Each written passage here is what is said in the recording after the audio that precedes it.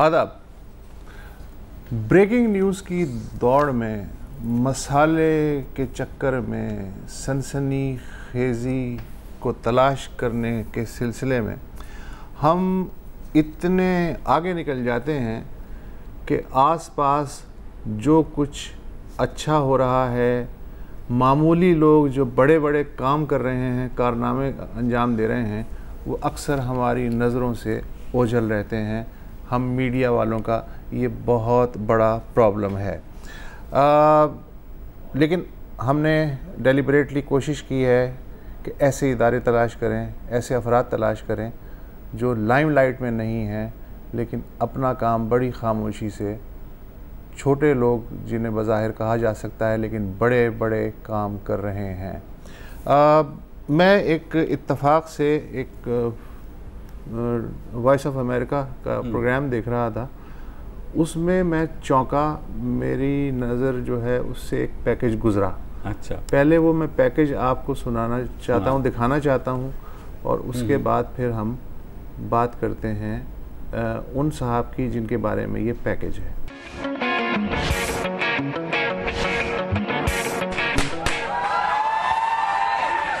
मिल ये Cambridge university की जानिब से दुनिया के बेहतरीन उस्ताद करार दिए जाने वाले पाकिस्तानी अहमद साया से। इन्हें 75 ममालिक के 4000 से जायद उम्मीदवारों में साल का बेहतरीन उस्ताद मुंतखब किया गया है। इस मकसद के लिए कैम्ब्रिज यूनिवर्सिटी की जानिब से एक ऑनलाइन सर्वे में तलबा से इनके असातिज़ा के बारे में राय तलब की गई। राय की रोशनी में यूनिवर्सिटी के माहिरीन के पैनल ने 6 बेहतरीन असातिज़ा का इंतखाब किया। फिर पैनल ने मुख्तलिफ ममालिक से शॉर्ट लिस्ट किए गए इन टीचर्स की कारकर्दगी को कई फैक्टर्स की रोशनी में परखा। इनमें उस्ताद का क्लासरूम से बाहर तलबा की तालीमी कामयाबी के लिए काम जारी रखना, इल्म सिखाने के तख्लीकी तरीकों का इस्तेमाल और तलबा को मुस्तकबिल के चैलेंजेस से निमटने के लिए तैयार करना शामिल है। ये टाइटल मिलना या ना मिलना, उससे काम में, एफर्ट्स में कोई चेंज ज़्यादा नहीं आ सकता, इसलिए कि हम वैसे ही अपनी 100% देने की कोशिश करते हैं, लेकिन अब इस टाइटल के बाद जिम्मेदारी बढ़ गई है।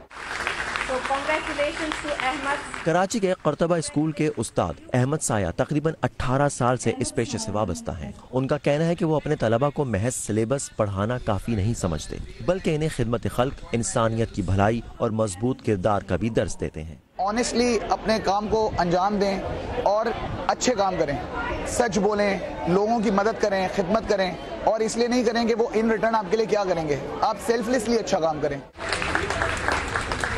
अहमद साया के शागिर्द भी इन्हें अपना रोल मॉडल करार देते हैं। तलबा के मुताबिक अहमद साया इन्हें जिंदगी में कुछ कर दिखाने का जज्बा और हौसला देते हैं, और यही इनके नजदीक इनकी बेहतरीन खूबी है। बहुत डेडिकेटेड है और हम सबको बहुत मोटिवेट करते हैं कि हमें वर्क हार्ड करना चाहिए, और वो खुद भी वर्क हार्ड करते हैं और हमें भी करवाते हैं। बहुत बड़ी इंस्पिरेशन है, रोल मॉडल है, उनको देखकर मैंने बहुत कुछ सीखा है। पाकिस्तानी उस्ताद को कैम्ब्रिज की जानिब से दुनिया के बेहतरीन उस्ताद का एजाज मिलना इस बात की भी अक्कासी करता है कि तालीमी निज़ाम के नकाइस के बावजूद पाकिस्तान में ऐसे असातिज़ा मौजूद हैं जो अपनी पुरखुलूस कोशिशों के बाइस नौजवान नस्ल के अच्छे मुस्तकबिल की उम्मीद है।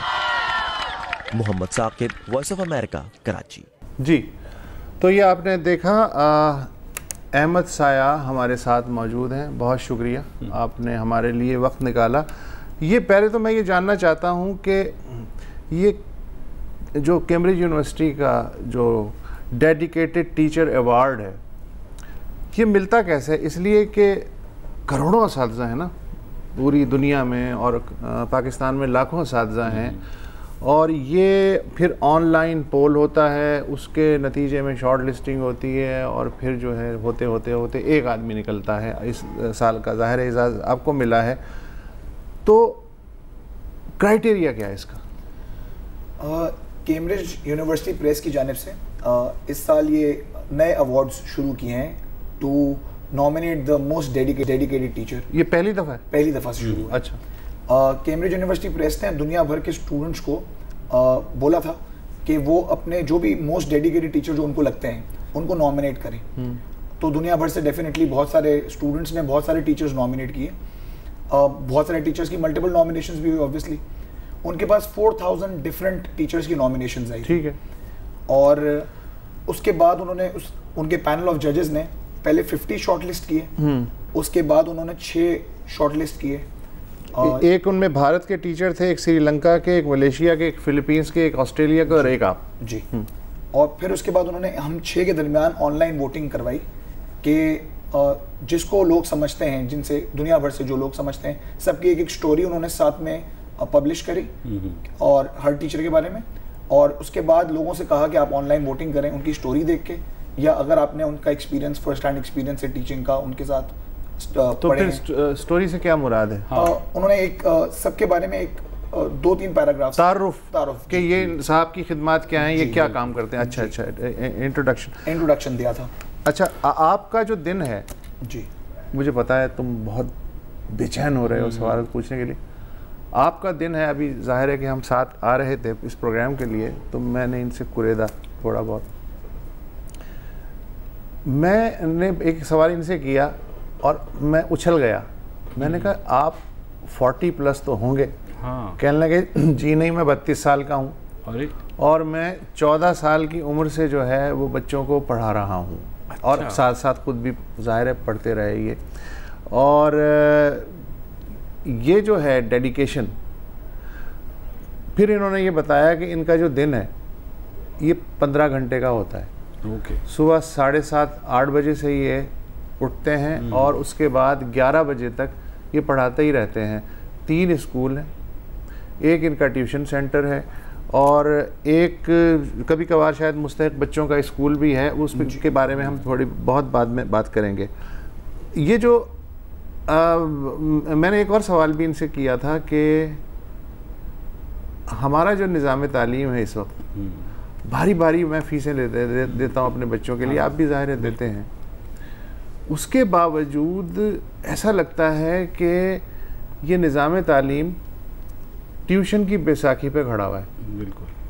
तो इस पे इनके बड़े मज़ेदार जो हैं वो थे ऑब्जर्वेशंस थी। मैं चाहूँगा कि वो बताइए कि ये मेरी ऑब्जर्वेशन किस हद तक दुरुस्त है। देखें, इशू ये है कि ज़रूरी नहीं है कि हर बच्चे को ही ट्यूशन की ज़रूरत पड़े। बहुत सारे टीचर्स ऐसे भी हैं जो फोर्स करते हैं कि उनका बच्चा ट्यूशन ना ले। वो कोशिश करते हैं कि वो अपनी क्लास में इतनी मेहनत से पढ़ा दें कि उनका बच्चे को ट्यूशन जाने की ज़रूरत ही ना पड़े। इनफैक्ट वो बुरा समझते हैं अगर उनके बच्चे को ट्यूशन लेने की ज़रूरत पड़े तो। देखिए, बहुत सारी वजूहात होती हैं ट्यूशन लेने की। एक तो ट्यूशन बन गया है कल्चर। बहुत बच्चे शौकिया लेते हैं। शौकिया। अच्छा। बहुत सारे बच्चों को वाकई ज़रूरत होती है लेने की। पहले मुझे शौकिया का बताएं, शौकिया कैसे ट्यूशन? देखें, कुछ लोगों को लगता है कि अगर हम ट्यूशन लेंगे तो हमारा ग्रेड बेहतर आएगा, नहीं लेंगे तो नहीं आएगा। उन्होंने अपने ऊपर कभी काम करने की कोशिश ही नहीं करी, सेल्फ अप्रेजल करा ही नहीं, खुद से मेहनत करने की कोशिश नहीं करी कि क्या उनको वाकई ट्यूशन की ज़रूरत भी है या ये सिर्फ इसलिए ले रहे हैं क्योंकि मेरे सारे दोस्त ट्यूशन ले रहे हैं, चलो मैं भी ले लेता हूं। ये बिल्कुल ऐसा ही है कि जैसे देहात में गर्मी के मौसम में वो 4 लाइन से लगी हुई होती हैं, क्लिनिक के बाहर लोग ग्लूकोज लगवा रहे होते हैं। उनसे पूछो ना कि भाई तुझे क्या मसला है, उसने कहा जी गर्मी जो है वो मारता है ग्लूकोज। तो ये शौकिया ट्यूशन की वही है बात। जी। तो एक रीज़न तो शौकिया ट्यूशन का हो गया। दूसरा, बहुत सारे वालिदैन को ऐसा लगता है कि हमारा बच्चा ट्यूशन पढ़ेगा तो ग्रेड लेकर आएगा। इसमें भी कोई सदाकत नहीं है। बहुत सारे बहुत अच्छे पढ़ने वाले बच्चे ऐसे हैं जो बगैर ट्यूशन के, बगैर किसी एक्स्ट्रा हेल्प के स्कूल में जाके मेहनत करते हैं, घर पे आके अपने सिलेबस को रिवाइज करते हैं, अपना काम करते हैं और वो बहुत अच्छे ग्रेड्स लेकर आते हैं। ज़्यादा बच्चे ऐसे ही हैं या ट्यूशन वाले? देखिए, ज़्यादा अच्छे ग्रेड्स वाला बच्चा वो है जो अपने वक्त को अच्छे से मैनेज करता है। नहीं, तादाद के लिहाज से ज़्यादा बच्चे वो हैं जो ट्यूशन लेते हैं या ज़्यादा बच्चे वो हैं जो ट्यूशन नहीं लेते? देखें, एक एवरेज सी चीज़ है। मतलब कोई बहुत सारे बच्चे अच्छे वाले ट्यूशन ले भी रहे हैं और बहुत सारे बच्चे जो बहुत अच्छा पढ़े वो ट्यूशन नहीं भी ले रहे।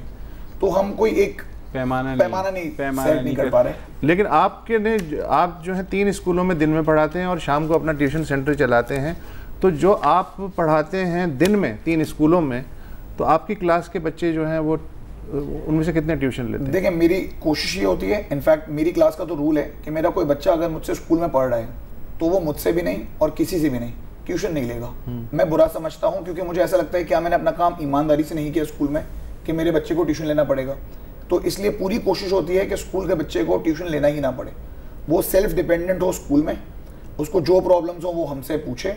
जो कोर्स कवरेज हमारी जिम्मेदारी है, जो भी प्रॉब्लम्स हैं वो हम क्लास में केटर करेंगे और बच्चे को ट्यूशन लेने से डिस्करेज करेंगे कहीं कहीं ऐसा तो नहीं है कि जैसे मेरा जो ज़माना था, हो सकता है मुबशिर आपके ज़माने तक हमारा जो कोर्स होता था इवन मैट्रिक तक, वो इतना ज़्यादा नहीं होता था, कम होता था, 5-6 सब्जेक्ट होते थे और उसकी एक दो किताबें होती थी और कॉपियाँ मारनी होती थी, नहीं जो भी था। अब जो पहली दूसरी का तीसरी का जो बच्चा है वो बेचारा 10 kg का जो है वो वज़न लाद के ले जाता है। तो जब उस पर इतना वज़न लाद दिया गया है जो कि उसकी उम्र के एतबार से उसके समझ में नहीं आ रहा कि क्या करे, तो लामहला उसे ट्यूशन तो लेनी पड़ेगी। तो इसका ताल्लुक़ क्या इस बात से भी है कि जो निसाब है वो इस तरह है बनाया गया है कि बच्चे को लामहला ट्यूशन लेनी ही लेनी? नहीं, मैं इस बात से एग्री नहीं करता। मेरे ख्याल में निसाब ऐसा नहीं है कि बच्चे को ट्यूशन लेना ही पड़े। अगर वालिदैन बच्चे पे तवज्जो दें और उनको जो बच्चे को स्कूल में काम किया जा रहा है घर पे बैठ के उसके साथ वक्त गुजारें और रिवाइज करवाएं वो चीज़, तो ट्यूशन की बिल्कुल नीड नहीं है। 90% वालिदैन ऐसा नहीं करते। देखिए, वो वालिदैन की तरफ से अनफॉर्चुनेटली कोताही है। वालिदैन को ऐसा करना चाहिए, वो अपने बच्चों के साथ आप थोड़ा सा खुल के बात करें। हम ड्राइंग रूम में बैठे हुए हैं, थोड़ा सा आप मुझे वाकई बताएं कि ये इससे निकलें, जार्गन से निकलें, बेटर ऑफ फैक्ट बात करें कि क्या है। देखें, कोर्स कंटेंट ऐसा नहीं है कि ट्यूशन लेना पड़े। Course content is the need of time. मतलब जो जो चीज़ें बच्चों को पढ़ाई जा रही है ना, वो बहुत ज़रूरी है। हैंड्स ऑन ट्रेनिंग की बहुत ज़्यादा नीड है। उनको जो सबक पढ़ाया जा रहा है, जो क्लासेस में जो कोर्स कवर किया जा रहा है, वो इतना कवर करवाना ज़रूरी है। मतलब ऐसा नहीं है कि उन पर ज़बरदस्ती कुछ थोपा जा रहा है। उनको जो कोर्सेज पढ़ाए जा रहे हैं वो उसके लिए बहुत ज़रूरी है कि वो सीखें ताकि वो आगे बढ़ सकें। देखिए, क्योंकि बच्चे को सिर्फ जो है ना वो अपने इर्द गिर्द के लोगों से मुकाबला नहीं है उसका इंटरनेशनली दुनिया भर के बच्चों से मुकाबला है। तो अगर दुनिया भर में बहुत सारी चीज़ें सिखाई जा रही हैं और हमारे बच्चे को वो सारी चीज़ें नहीं सिखाई जाएंगी, सिर्फ ये सोच के कि उस पर प्रेशर पड़ेगा या उस पर बर्डन हो जाएगा, तो वो मेरे ख्याल में सही नहीं है। हमें अपने एटीट्यूड्स को बेहतर करना है। हमें अपने तालीमी जो भी इस वक्त क्या सूरत हाल है, करना तो ये है, हमें तो ये भी करना चाहिए, वो भी करना चाहिए, उसको छोड़ दे। फैक्चुअल पोजीशन इस वक्त क्या है? देखिए, हमारे पास तालीमी निज़ाम बहुत किस्म के चल रहे हैं ना। हाँ। हम किस निज़ाम की बात कर रहे हैं? पहला सवाल तो ये। आप जो मुझसे पूछ रहे हैं कि ये सारी चीज़ें, तो किस निज़ाम के हवाले से? एक हमारे पास मैट्रिक सिस्टम चल रहा है, एक हमारे पास आगा खान बोर्ड चल रहा है, एक हमारे पास कैम्ब्रिज सिस्टम चल रहा है। तीनों के कोर्स कंटेंट कंप्लीटली डिफरेंट है। तीनों का लेवल ऑफ बर्डन बच्चे पे बिल्कुल डिफरेंट होता है। तो अगर हम मैट्रिकुलेशन के बच्चे की बात करते हैं तो वो बच्चे के पास जो कोर्स कंटेंट है वो ऐसा है कि वो मैनेजेबल है। कैम्ब्रिज वाले के पास भी मैनेजेबल है, आगा खान बोर्ड वाले के पास भी मैनेजेबल है। डिफरेंट बच्चों की सलाहियतें अलग अलग होती हैं। कोई बच्चा पढ़ाई में वीक होता है, स्पोर्ट्स में बहुत अच्छा होता है। कोई बच्चा स्पोर्ट्स में बहुत वीक होता है, पढ़ाई में बहुत अच्छा होता है। तो लेकिन उसने सीखना सब कुछ है। इनिशियल स्टेजेस पे उसको लैंग्वेजेस भी आनी चाहिए, उसको मैथ भी आनी चाहिए। तो हम ये नहीं बोल सकते कि हम इस बच्चे को ये कोर्स ना कराएं क्योंकि उसका बर्डन कम हो जाएगा। नहीं, हम बर्डन इस तरह कम नहीं कर सकते। अब बर्डन कम करना है तो बर्डन कम करने का सबसे बेहतर हल ये होता है कि आप जो भी बच्चा पढ़ रहा है ना, घर जाके उसको रिवाइज करें।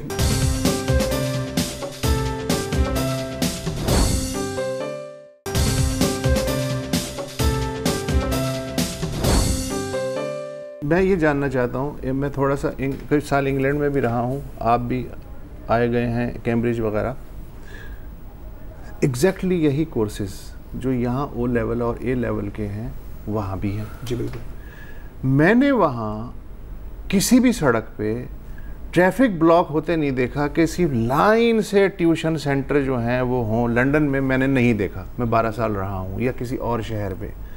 कोर्सेज वही हैं, बर्डन उन पे डेफिनेटली वही होगा जो मेरे बच्चे पे या इनके बच्चे पे है। तो यहाँ कैसा क्यों है कि कतार से ट्यूशन सेंटर्स हैं और ये बोझ हमारे बच्चे नहीं सहार पा रहे हैं और वहाँ का बच्चा सहार पा रहा है? मेरे ख्याल में देखिए, यहाँ पे जो है ना वो जो ट्यूशन सेंटर्स इतने ज़्यादा हैं, वो एक वजह तो शायद ट्यूशन कल्चर बन चुका है। बच्चे चाहते हैं ट्यूशन सेंटर्स जाना या वालिदैन भेजना चाहते हैं ट्यूशन सेंटर्स में बच्चों को। एक वजह ये हो सकती है, या एक वजह ये है वाकई। दूसरी वजह शायद हमारे स्कूल आवर्स और उनके स्कूल आवर्स में फ़र्क है। हमारा स्कूल यूजुअली 2 बजे ख़त्म हो जाता है, वहाँ पे बच्चा सुबह स्कूल जाता है और शाम तक वो स्कूल में होता है। उनकी टीचिंग स्ट्रैटेजीज और मेथोडोलॉजी शायद डिफरेंट है, हमारी टीचिंग स्ट्रैटेजी मेथोडोलॉजी डिफरेंट है। कोर्स कंटेंट ऑब्वियसली दोनों जगह पे सेम है, किताबें उनको भी वही पढ़ाई जा रही हैं जो हमारे बच्चों को पढ़ाई जा रही हैं। ग्रेड्स हमारे बच्चों के निस्बतन बेहतर आते हैं कंपेयर टू, क्योंकि अगर आप डिस्टिंक्शन क्राइटेरिया देखें तो अल्हम्दुलिल्लाह पाकिस्तानी बच्चे रेगुलरली हर साल डिस्टिंक्शंस ला रहे होते हैं, वर्ल्ड बेस्ट रिजल्ट्स उनके होते हैं, टॉप इन द रीजन होता है।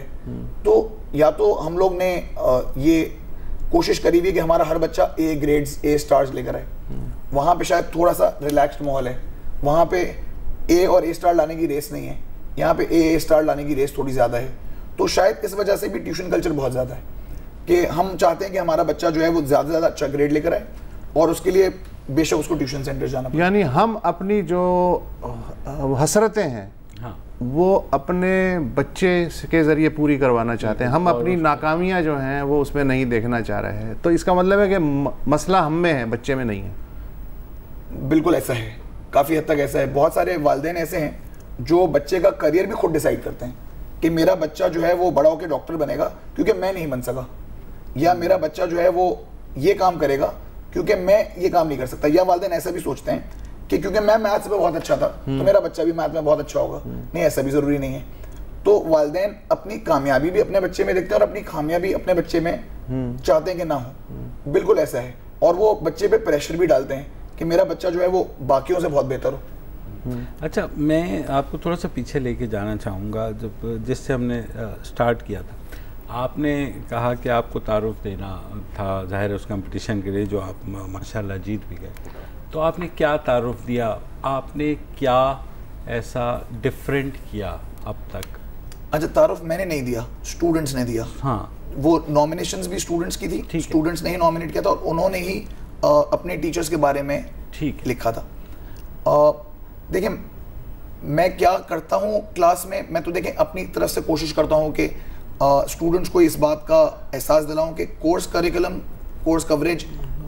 मैं इस सवाल को यूँ आप ही वाले सवाल को यूँ पूछना चाहता हूँ कि आप में ऐसी क्या ख़ास बात स्टूडेंट्स ने देखी जो आपके साथ के टीचर्स जो हैं वो भी ज़ाहिर है कुछ ना कुछ तो करते होंगे, आप में वो जो एक्स फैक्टर है वो क्या तलाश किया उन्होंने? आप ये इसको अपने मुंह मियाँ मुठ्ठे वाली बात उसमें ना ले जाएं। मैं वो जो आपने तो नहीं लिखा ना, आपने तो नहीं लिखा, लेकिन उन्होंने ऐसी क्या खास बात देखी, किस बुनियाद पर उन्होंने वोटिंग किया?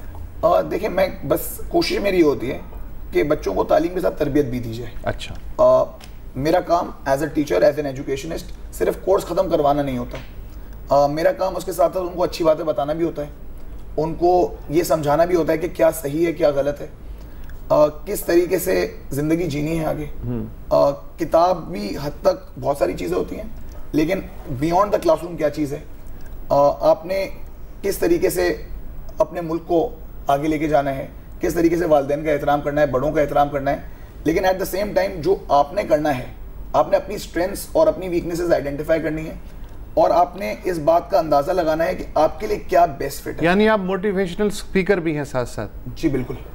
तो ये प्लस पॉइंट हो गया। बता दें मुल्क को कैसे आगे लेके जाना है। हम लोग भी बड़े अरसे से जो है इसी राज को खोजने की कोशिश, या निज़ाम तालीम जो है उसी के बारे में बता दें कि ये कैसे ठीक होगा। जिस तरह 72 फ़िरक़े हैं उसी तरह यहाँ 72 तरह के निज़ाम तालीम। बिल्कुल। दूसरी बात ये कि पाकिस्तान दुनिया में दूसरे नंबर पर है आउट ऑफ स्कूल चिल्ड्रन में, ठीक है।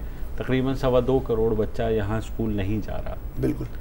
तो ऐसे निज़ाम तालीम को आपके ख्याल में ठीक किया भी जा सकता है या नहीं? बिल्कुल किया जा सकता है। कैसे? देखें, मेरा परसेप्शन ये है कि इलिटरेसी इरेडिकेट हो जाएगी। उसके लिए दो चीज़ें हैं। एक तो हम ब्लेम गेम खेलना बंद करें कि गवर्नमेंट की रिस्पॉन्सिबिलिटी है, वो गवर्नमेंट स्कूल्स में गवर्नमेंट स्कूल्स की जगह घोस्ट स्कूल ज़्यादा एग्जिस्ट करते हैं। तो हम एजुकेशनिस्ट की जिम्मेदारी बनती है हम घोस्ट स्कूल्स अडॉप्ट करें ना, हम गवर्नमेंट स्कूल्स अडॉप्ट करें और कोशिश करें कि उसमें बच्चे हैं।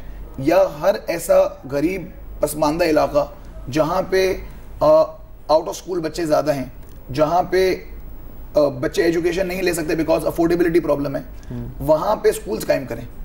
और ये हम सब की जिम्मेदारी बनती है, हर एजुकेटेड शख्स की जिम्मेदारी है कि वो हर अनएजुकेटेड एरिया में जहाँ पे अनएजुकेशन बहुत ज़्यादा है वहाँ पे एक स्कूल कायम कर दे। अच्छा, आपने भी एक प्रैक्टिकल ये इस तरह का तजर्बा किया, उसके बारे में ज़रा बताइए। वो क्या? देखें, आज से 6 साल पहले हमने एक स्कूल कायम किया था, द ब्रिज स्कूल के नाम से। कहाँ पे? गुलिस्तान जौहर में, मुगल हजारा कोट में। अच्छा। इसका नाम ब्रिज स्कूल इसलिए रखा to bridge the gap between privilege बच्चे और अंडर प्रिविलेज बच्चे। और कोशिश ये थी कि वो बच्चा जो एजुकेशन अफोर्ड नहीं कर सकता उसको उस स्कूल में एडमिशन दिया जाए ताकि वो एजुकेशन हासिल करे। ऑलमोस्ट 25 मिलियन बच्चा आउट ऑफ स्कूल है पाकिस्तान में। उस स्कूल में करंटली पढ़ रहे हैं 200 सवा 200 के करीब बच्चे। देखा जाए तो 225 का तो आटे में नमक के बराबर हिसाब है। लेकिन अगर ऐसे बहुत सारे ब्रिज स्कूल्स खुल जाएं और हर ब्रिज स्कूल में 200 बच्चा पढ़े और वो 200 बच्चा पढ़ के जब बड़ा हो जाएगा और रियलाइज करेगा कि मैंने ऐसी पोजीशन में पढ़ा जब मैं पढ़ाई नहीं कर सकता था, और हर वो बच्चा एक एक ब्रिज स्कूल खोल लेता है, तो मल्टीप्लायर इफेक्ट देखें क्या होता है। हर 200 बच्चा वो 200 ब्रिज स्कूल खोलेगा और हर ब्रिज स्कूल में 200 बच्चा पढ़ेगा, तो 40,000 तो ये हो गया। फिर वो 40,000 बच्चा 40,000 ब्रिज स्कूल खोलेगा। आप कितने लोग हैं जिन्होंने ये ब्रिज स्कूल खोला? कितने दोस्त हैं? हम देखें, पाकिस्तान में तो हम 2 लोग हैं फिलहाल, और आउट ऑफ पाकिस्तान कुछ और हमारे साथी हैं जो हमें सपोर्ट करते हैं स्कूल के लिए।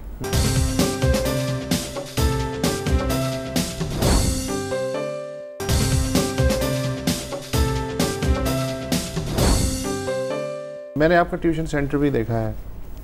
आप ए लेवल की तैयारी करवाते हैं और मैथ्स और अकाउंट्स जो हैं वो बच्चों को पढ़ाते हैं। क्या ए लेवल की तैयारी जो है वो स्कूल में होती है? बिल्कुल होती है। तो फिर ये अलग से क्या है? देखिए, बहुत सारे बच्चे हैं जो ए लेवल्स प्राइवेटली करते हैं। अच्छा अच्छा। और वो स्कूल नहीं जाते, वो या तो मॉर्निंग में जॉब्स कर रहे होते हैं और शाम में पढ़ाई करते हैं, या वो लोग हैं जो देखें ए लेवल स्कूल्स को या तो वो अफोर्ड नहीं कर सकते और वो ए लेवल्स प्राइवेटली कर रहे होते हैं। तो मेजॉरिटी बच्चा जो ए लेवल्स के ट्यूशन्स लेते हैं वो यूजुअली प्राइवेट कैंडिडेट्स होते हैं मेजॉरिटी केसेस में। जो स्कूल गोइंग बच्चा होता है वो मेजॉरिटी केसेस में उनको ट्यूशन्स नहीं लेने पड़ते, क्योंकि स्कूल में ए लेवल्स की पढ़ाई बहुत बेहतर तरीके से करवा दी जाती है। सही। अच्छा, अखबारों में भी एड्स होते हैं, बिल बोर्ड्स तक अब लग गए हैं, जनाब शर्तिया ए ग्रेड्स आएंगे, शर्तिया आपकी फर्स्ट डिवीज़न आएगी। तो ये क्या कोई ये फार्मूला है या ये है कि आप जिस बच्चे ने नहीं पढ़ना है तो उसको आप क्या घोल के पिलाएंगे? देखिए, मैं तो नहीं समझता कि कोई गारंटी दे सकता है कि आप कुछ भी कर लें आपका ग्रेड आ जाएगा। ऐसी कोई गारंटी नहीं होती। हाँ। लेकिन सिर्फ एजुकेशनल क्वैक्स भी तो है ना। हाँ जी, लेकिन अब देखें, ये मेरे हिसाब से कोई it's not a good strategy ये बोल देना कि आपका तो डेफिनेटली ग्रेड आएगा। मैं तो ऐसी गारंटी नहीं ले सकता। मैं तो इस बात की गारंटी नहीं दे सकता कि जो मेरी क्लास में बच्चा बैठा है वो डेफिनेटली ए स्टार या ए या बी ग्रेड भी लेकर आएगा। हम सिर्फ कोशिश कर सकते हैं। कोशिश भी उसको मोटिवेट करके कर सकते हैं कि भाई जो सब्जेक्ट्स एटलीस्ट मैं पढ़ाता हूँ, मैथ और अकाउंटिंग, उसमें प्रैक्टिस बहुत चाहिए। तो मेरा फॉर्मूला तो ये होता है कि मैं उनको प्रैक्टिस इतनी करवा दूँ कि एग्जामिनर जिस एस्पेक्ट से भी क्वेश्चन पूछे वो उसमें वेल वर्स्ड हो, वो पहले से उसने इतनी प्रैक्टिस करके रखी हुई हो कि उसको उस वक्त कोई प्रॉब्लम ही ना हो रहा। टाइम मैनेजमेंट टेक्निक उसने सीखी हुई हो, उसने कोर्स करिकुलम पूरा कंप्लीटली अच्छे से सीखा हुआ हो, समझा हुआ हो, और उसने प्रैक्टिस करके अपने आप को इस काबिल बना लिया हो कि वो पेपर बहुत आसानी से विद इन टाइम अच्छे से। अच्छा, आपको ये एडवांटेज हासिल है जो कि मुझे कम से कम हासिल नहीं है कि आपका ताल्लुक बिल्कुल जो ताज़ा लेटेस्ट जनरेशन है ना उसके साथ है। वही ज़ाहिर है आपके पास आएगी, उसे ही आप पढ़ाएंगे। ये जो जनरेशन है इस वक्त के जो 15-16 साल के बच्चे हैं, 18 साल के, ये इनकी जो अपनी क्वालिटी है लॉजिक की वो क्या है, आईक्यू लेवल क्या है, क्या ये रट्टू तोते हैं, कुएं के मेंढक हैं, या अपना दिमाग भी इस्तेमाल करके इधर उधर की दुनिया को एक्सप्लोर करने के चक्कर में रहते हैं। मैं ये जानना चाहता हूँ, मेरा तो राब्ता नहीं है इनसे। देखिए, आजकल का बच्चा रटने में ज़्यादा इंटरेस्टेड नहीं है। ठीक है, उसको जितनी चीज़ें समझ में आती है ना उसकी एप्लीकेशन वो करता है। तो आजकल का बच्चा एक्सप्लोर करना चाहता भी है और उसके एक्सप्लोरेशन के उसके पास गैजेट्स भी बहुत ज़्यादा हैं। हर चीज़ गूगल पे अवेलेबल है। उसको जो रिसर्च करनी है, हमारे टाइम पे अगर हमें कुछ रिसर्च करनी होती थी, हमारे लिए बहुत ज़रूरी होता था हम लाइब्रेरी जाएं, किताबें निकालें और रिसर्च करें। आजकल फिंगर टिप्स पे लाइब्रेरीज अवेलेबल है। उसको जो रिसर्च करनी है वो गूगल से पूछ सकता है, प्रोफेसर गूगल सारे जवाब दे देंगे। ठीक है। तो उसके पास बहुत रिसोर्सेज अवेलेबल हो गई हैं और आजकल का बच्चा ऐसा नहीं है कि आप उसको कुछ भी बोलेंगे वो बोलेगा हाँ ठीक है, वो आपकी बात पे क्वेश्चन भी करेगा। लॉजिकल माइंड है, बिल्कुल लॉजिकल माइंड अच्छा। है आजकल का बच्चा, क्योंकि देखिए उसका एक्सपोजर ज्यादा है। उसको आपने कुछ बोल दिया तो वो उसमें अगर उसको जरा सा भी डाउट लगेगा ना आपकी बात पर, वो रिसर्च जरूर करेगा, वो मेक श्योर करेगा कि जो आपने बोला है वो वाकई सही बोला है या आपने ऐसे ही बात कर दी है। तो आपको कभी चैलेंज आता है ऐसा कि स्टूडेंट ने आपको फंसा दिया? बिल्कुल होता है ऐसा। देखें एक अच्छी बात ये होती है कि बहुत सारे स्टूडेंट्स आउट ऑफ बॉक्स भी सोचते हैं। एट टाइम्स आपने कोई चीज़ करवाई, समझाई और बताई और आप एक पोजीशन पे पहुंचे और स्टूडेंट ने वो चीज़ एक बिल्कुल ऑल्टरनेटिव अप्रोच के साथ करी और आप रियलाइज करें तो एट टाइम्स ऐसा भी होता है कि उसकी जो अप्रोच थी वो डेफिनेटली बहुत ज़्यादा बेहतर और बहुत अच्छी थी। एक उसने बिल्कुल नए तरीके से उस चीज़ को सोचा था, वो आपने सोचा ही नहीं। देखिए हर बंदे का जहन जो होता है ना वो डिफरेंट तरीके से काम करता है। हो सकता है जो चीज़ आप बहुत अरसे से करवा रहे हैं और एक ही पैटर्न से करवा रहे हैं तो आपको तो वो पता है कि ये इस तरीके से सॉल्व हो जाएगा। अब बच्चे ने उसको पहली दफ़ा किया और बहुत ही डिफरेंट एस्पेक्ट से किया और डिफरेंट ऑल्टरनेटिव ट्रीटमेंट्स होते हैं चीज़ों के, और उसने जो किया वो टाइम सेविंग भी था और उसमें कॉन्सेप्चुअली भी बेहतर चीज़ अप्लाई हो रही थी। अच्छा, तो बिल्कुल ऐसा होता है। अभी आपने गूगल की बात की कि प्रोफेसर गूगल से हर मर्ज़ का इलाज है, जाहिर है वो तो है। ये जो बच्चे हैं जिनकी हम बात कर रहे हैं, एक तो ये है कि आपने एक सिलेबस दिया और उनकी समझ में नहीं आया तो उन्होंने गूगल से इर्द गिर्द की चीज़ें उसकी पढ़ के ताकि उनका कॉन्सेप्ट क्लियर हो जाए। ये तो हो गई एक बात। आउट ऑफ कोर्स दिलचस्पी लेना कि सब्जेक्ट के अलावा भी, मेरी नस्ल की हद तक ये था। आज भी आउट ऑफ कोर्स सब्जेक्ट्स में बच्चे दिलचस्पी लेते हैं ताकि उनका विज़न जो है वो बढ़े, वो अपने अलावा भी, अपने कोर्स के अलावा भी अपनी जो ज़रूरत जिस लॉजिक की है उस लॉजिक के अलावा भी इंटरेस्टेड हों और वो अपना विज़न जो है वो बढ़ा रहे हों, और हमें ऐसा ना लग रहा हो कि मियाँ आजकल के बच्चे तो पढ़ते ही नहीं हैं, तो बस कुएं के मेंढक हैं। नहीं, बिल्कुल ऐसा है। बहुत सारे बच्चे ऐसे भी होते हैं जो सिर्फ वही करते हैं जो उनको रास्ता दिखाया जा रहा होता है, बस यही कुछ करना है, उनको सिर्फ पास ही करना है या क्लियर ही करना है। 90% ऐसे होते हैं, कितने होते हैं 100 में से बताएं ताकि मुझे अंदाजा अगर परसेंटेज करा जाए तो मेरे ख्याल में 40% बच्चा ऐसा है जो डिस्ट्रिक्ट रहना चाहता है, जो उसको सिखाएगा। ठीक है। 60% बच्चा ऐसा है जो अपने आप, जो अपने इर्द गिर्द भी देखता है, खुद को एक्सप्लोर करने की कोशिश करता है। तो और ऐसा नंबर बढ़ता जा रहा है। बच्चे जो हैं वो चाहते हैं कि उनके पास वो डिफरेंट चीज़ें सीखें, वो डिफरेंट तरीके से चीज़ों को ऑब्जर्व करें, वो अपने एरियाज ऑफ इंटरेस्ट खुद आइडेंटिफाई भी कर लेते हैं और उसके बाद उसमें रिसर्च करके अपने आप को इम्प्रूव करने की कोशिश भी करते हैं। तो ऐसा नंबर बच्चों का बढ़ता जा रहा है। वंस अगेन एक्सपोजर बेहतर है ना उनके पास, तो वो चाहते हैं कि वो अपने आप को पहचानें और उस पर फिर इम्प्लीमेंट करें चीज़ों को। एक चीज़ मैं तो, क्योंकि आपका सब्जेक्ट तो नहीं है, लेकिन हमारे ज़माने में तो ये भी तसव्वुर नहीं होता था, आजकल बहुत होता है कि AO लेवल्स के बच्चे जो उर्दू की ट्यूशन पढ़ते हैं, उर्दू हमारी मादरी ज़बान है जाहिर है, तो ये कल्चर जो निजी स्कूलों में आया है कि हर बात अंग्रेज़ी में करनी है, टीचर्स भी इनकरेज करते हैं और पाबंद हैं बच्चे के, पाबंद हैं। हाँ, और वो टीचर जो प्राइवेट स्कूल में घर जाके भी आपने अंग्रेज़ी बोलनी है, और वो तो ये क्या है? देखें, इंग्लिश यूनिवर्सल लैंग्वेज है, वो सीखना कोई बुराई नहीं है, लेकिन उर्दू हमारी कौमी ज़बान है, उसको भूल जाना मेरे ख्याल में बहुत गलत है। इसलिए कि आपको उर्दू पे कमांड हासिल होना ज़रूरी है। बच्चे को मजबूर करना चाहिए स्कूल में कि जी वो सिर्फ अंग्रेज़ी ही बोले, कोई और ज़बान ना बोले, आपके ख्याल में?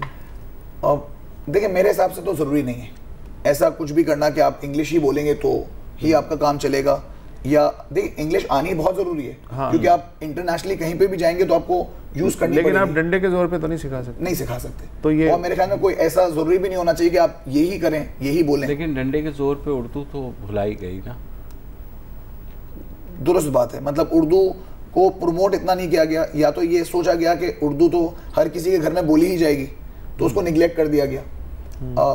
क्या इसकी वजह ये भी है कि उर्दू में जो है वो रिसर्च अवेलेबल नहीं है, वो तहकीक जो कि हमें अंग्रेज़ी में मिलती है, बुक्स क्योंकि कैम्ब्रिज की बुक्स हैं वो छप के वहाँ से आ गई, या वो उर्दू में वो चीज़ हमें अवेलेबल नहीं। पहले तो होता था नहीं, वो तो ठीक है, लेकिन हाँ, जब बच्चे को आप रोज़मर्रा ज़बान भी बोलने से रोक दें, हाँ, तो मेरे ख्याल में ये तशवीशनाक बात है। आपको तशवीश होती है इस बात से? जी बिल्कुल होती है। एट टाइम्स ये भी लगता है कि मतलब हर वक्त जरूरी नहीं है कि बच्चा इंग्लिश में ही बात करे। बहुत सारी दफा ऐसा मर्तबा ऐसा भी होता है कि बच्चा उर्दू में अपने आप को बहुत अच्छे से एक्सप्रेस कर सकता है और उसमें कोई हर्ज नहीं है, लेकिन उसको डिस्करेज किया जाता है। बिल्कुल डिस्करेज किया जाता है और ऐसा नहीं होना चाहिए।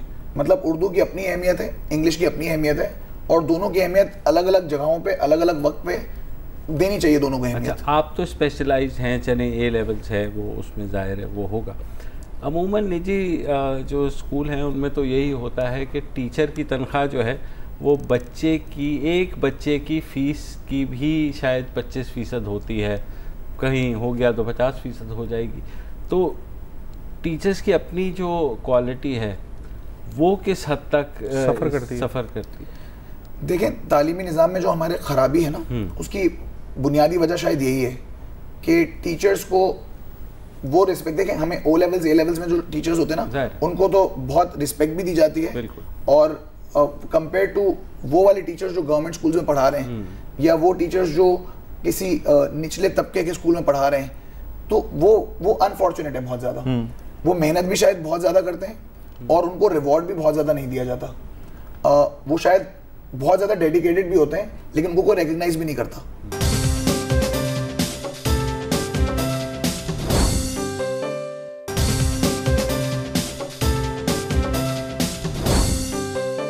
बेशतर प्राइवेट स्कूल्स में ग्राउंड नहीं है, ठीक है। आप कहते हैं ना कि कुछ बच्चे होते हैं जिनको खेल चाहिए होता है और उनको खेल का मैदान अगर नहीं मिलेगा और वो पढ़ाई में भी आप ज़बरदस्ती डालेंगे तो जाहिर है वो बैलेंस कायम नहीं रहता।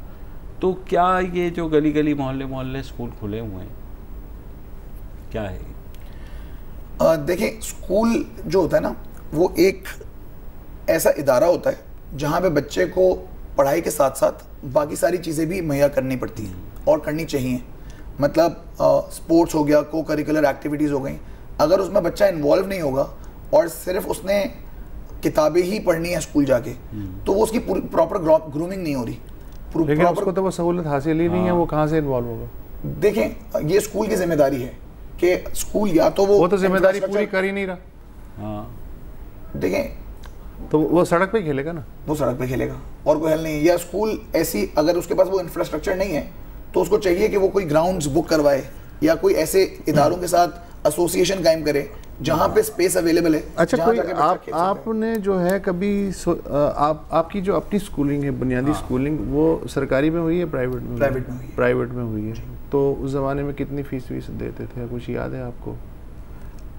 200, 300, 400, 500? नहीं, ज़्यादा ही थी, इससे तो ज़्यादा ही थी, क्योंकि मैंने भी ओ लेवल्स ए लेवल्स ही किया है। अच्छा, तो पता नहीं, इनसे ये सवाल पूछना भी चाहिए कि जो पीला स्कूल था जिसमें कि मैं पढ़ा हूँ, मैं भी पढ़ा हूँ, आप भी पढ़े हैं जी, जब तक बहुत अच्छा था, जब तक उसमें अशराफिया के बच्चे पढ़ते थे, तो एक सर्टेन मयार उनका मेंटेन रखना पड़ता था सरकारी स्कूल का।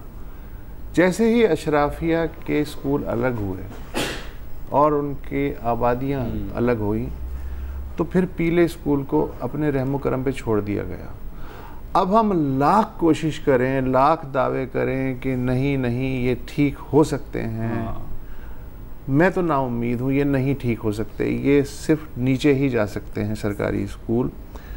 आपको कुछ उम्मीद है या आपके जहन में कोई ऐसी चीज़ है कि ये कर दी जाए तो शायद इनको थोड़ा सा उठाया जा सके, जिसपे कि सबसे ज़्यादा बच्चे पढ़ते हैं पाकिस्तान के? देखें, पहले तो इसको किसी ने अडॉप्ट करना पड़ेगा, क्योंकि जो करंट सिचुएशन है ना उसमें अगर स्कूल, पीले स्कूल जिसको आप बोल रहे हैं, उसमें अगर टीचर ही नहीं आते हैं तो वहाँ पे बच्चे पढ़ेंगे कैसे? तो वहाँ अव्वल तो कोई एक जिम्मेदार शख्स इस बात की जिम्मेदारी ले कि वो स्कूल में टीचर्स भी आएंगे और बच्चा पढ़ेगा भी, बच्चा भी आएगा। ऐसा ना हो कि टीचर्स आ रहे हैं लेकिन बच्चे ही नहीं आ रहे। तो यहाँ पे हमें कोई ना कोई एक सिस्टम कायम करना पड़ेगा जिसमें बच्चा और टीचर्स दोनों स्कूल में मौजूद हों और पढ़ाई हो। पहला स्टेप तो ये है। दूसरा स्टेप ये है कि वालिदैन भी अपने बच्चों को स्कूल भेजें, क्योंकि जिस स्कूल की आप बात कर रहे हैं उसमें अगर ऐसे बच्चे हैं जिनके वालिदैन बच्चों को स्कूल भेजने के बजाय काम पे भेज देते हैं कि जाओ नौकरी करके आओ, पैसे कमा के ले। आपने जो पसमानदा इलाके में खुद स्कूल कायम किया, आपके अपने क्या तजर्बात हैं कि वालिदैन बच्चे स्कूलों को भेजते थे कि आपको एफर्ट करनी पड़ती है? अच्छा, वालिदैन चाहते हैं कि उनका बच्चा जो है वो उनको कमा के दे, हाँ, रादर देन वो स्कूल जाए और उल्टा ऐसा भी उनको लगता है कि वो स्कूल जाएगा तो वो बागी हो जाएगा। कौन सा तबके के बच्चे पढ़ते हैं उस स्कूल में, उनके वालिदैन क्या करते हैं? मेट्स के बच्चे भी हैं, अच्छा, पंचर बनाने वालों के बच्चे भी हैं, टैक्सी रिक्शा ड्राइवरों के बच्चे भी हैं। तो आपने कैसे कायल किया उनको, क्योंकि जाहिर क्या है इंसेंटिव दिया? देखिए, पहले तो उनको अवेयरनेस क्रिएट करने की कोशिश की कि अगर बच्चा पढ़ेगा ना तो उसके पास शायद जॉब अपॉर्चुनिटीज बेहतर हो बनिस्बत आपकी जो जॉब अपॉर्चुनिटीज हैं, ठीक है। दूसरा, देखिए एक सिस्टम जो है ना वो कायम करने में थोड़ा सा टाइम लगता है, तो हम अभी भी इस फेज में है कि चीज़ों को बेहतर बनाएं। हम कोशिश कर रहे हैं कि अब पेरेंट्स बच्चों को विलिंगली भेजें। अभी भी बच्चों को पेरेंट्स भेजते हैं और एट टाइम्स फिर बच्चों को पेरेंट्स नहीं भी भेजते हैं, अपने साथ काम पे ले जाते हैं, क्योंकि वो बोलते हैं कि हमें ज़रूरत है तो हम इसको कैसे भेज सकते हैं। तो उनको कोशिश की जाती है, मोटिवेट किया जाता है कि नहीं आप भेजेंगे तो ये सही राह पे आ जाएगा। एक दफ़ा सही राह पे आ जाएगा, पढ़ लिख लेगा तो उसके पास रोज़गार के मौके बेहतर होंगे, वो किसी बेहतर जॉब को कर सकेगा। अगर आपकी बेटी पढ़ लेगी तो वो पढ़ के शायद टीचर बन जाए बनिस्बत मासी का काम करने के। यानी हम ये कह सकते हैं कि मामला स्कूलों के गिरते हुए मयार का तो है, लेकिन उससे कहीं ज़्यादा मसला ये है कि अगर स्कूल हो भी तो पेरेंट्स इंटरेस्टेड नहीं है बच्चे को भेजने में। बिल्कुल, ऐसा काफ़ी हद तक है। ऐसा है कि पेरेंट्स बच्चों को स्कूल भेजने में इंटरेस्टेड नहीं है, खासतौर पे वो जो अफोर्ड नहीं कर सकते पढ़ाई, क्योंकि उनको लगता है कि हमारा एक हेल्पिंग हैंड जो हमें कमा के दे सकता है वो बनिस्बत कमाने के उल्टा खुद पढ़ने में लग जाएगा और हो सकता है वो बागी हो जाए। उनकी ज़हनियत ये भी है कि उसको ऐसी ऐसी चीज़ें पता, पहले तो उनको लगता है कि अगर हम जो बोल रहे हैं वो मानेगा, स्कूल जाएगा तो वो खुद सोचना शुरू कर देगा। देखिए, एजुकेशन का मकसद यही है ना, सिर्फ किताबें पढ़ा देना तो नहीं है, एक सोच कायम करना है कि बच्चा सोचना शुरू कर दे, सही गलत का खुद फैसला करना शुरू कर दे, उसको तमीज़ तहजीब सीखने को मिल जाए। तो बहुत सारे वालिदैन ऐसे भी हैं जो नहीं चाहते कि हमारा बच्चा सीखे। वो अगर सीखेगा तो हम उसको जो बोलेंगे वो नहीं करेगा, और ऐसा बिल्कुल होता है। जो लोअर तबके के लोग हैं वो बिल्कुल ऐसा करते हैं। चलिए, बहुत शुक्रिया अहमद हमसे बात करने का, और we wish you best of luck. Thank you. और आपने ये अवार्ड जीता तो जाहिर है आगे भी जाके आप अच्छा ही करेंगे। डेडिकेटेड टीचर अवार्ड और पाकिस्तान के लिए भी एक बहुत अच्छी खबर है। ऐसे हीरे हमारे आसपास ही मौजूद होते हैं, लेकिन क्योंकि हमारे मीडिया में मेहनत करने का कोई ऐसा वो है नहीं, तो ज़्यादा उसी ख़बर की तरफ ध्यान होता है जो उनकी तरफ चल के आ जाए, ना कि हमें उस तरफ चल। अगर आप पीटीआई ज्वाइन कर लें या नून लीग या पीपल्स पार्टी तो फिर आपको बहुत सारे चैनल बुला सकते हैं। मेरे ख्याल में वसत साहब जो हैं वो बहक रहे हैं, और हम यहीं ख़त्म करते हैं। मंडे को फिर मिलेंगे, इजाज़त दीजिए, खुदा हाफ़िज़।